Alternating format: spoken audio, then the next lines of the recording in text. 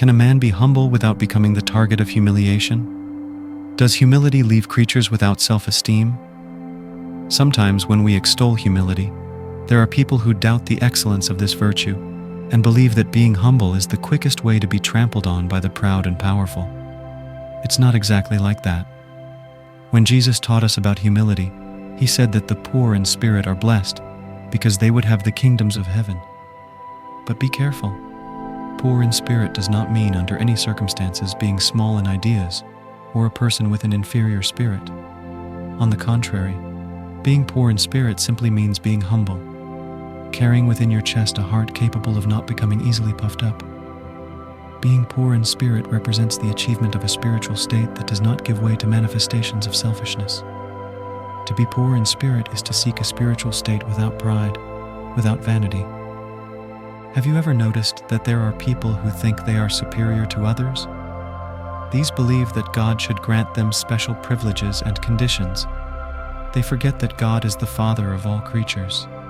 That makes the sun rise over the good and the bad, and he makes his rain fall on the just and the unjust. We are all his beloved children, and none of us will be lost. The poor in spirit is the one who is capable of looking at all human beings as his brothers. He is a good man, reassured by the certainty that all people are deeply interesting and worthy of respect. A truly humble person does not consider himself superior or inferior to anyone, as he sees in everyone a universe of intelligence and beauty. Therefore, the humble person does not discriminate or mistreat anyone. For him, rich and poor, intelligent and obtuse, good and bad, are above all children of God. The differences arise only from their intellectual and moral stage. A man like this is wise and certainly lives peacefully. The truly humble man is not proud of his possessions, his wealth, his intellectual heritage, or his good looks. And he acts like this because he knows that everything is temporary in earthly life. When we leave this world, all material goods, the physical body, will be left behind.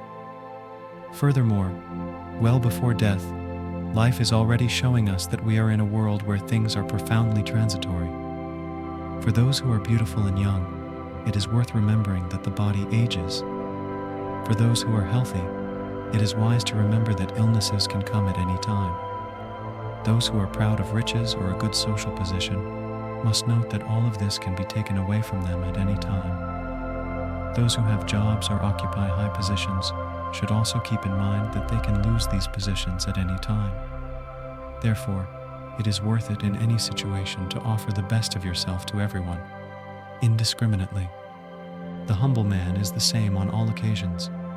If he is in an unfavorable situation, he remains calm and does not feel inferior because he knows his potential. If he lives in comfortable conditions, he seeks to experience solidarity, joy, good humor, and tolerance. This is how you build a future of joy and fulfillment.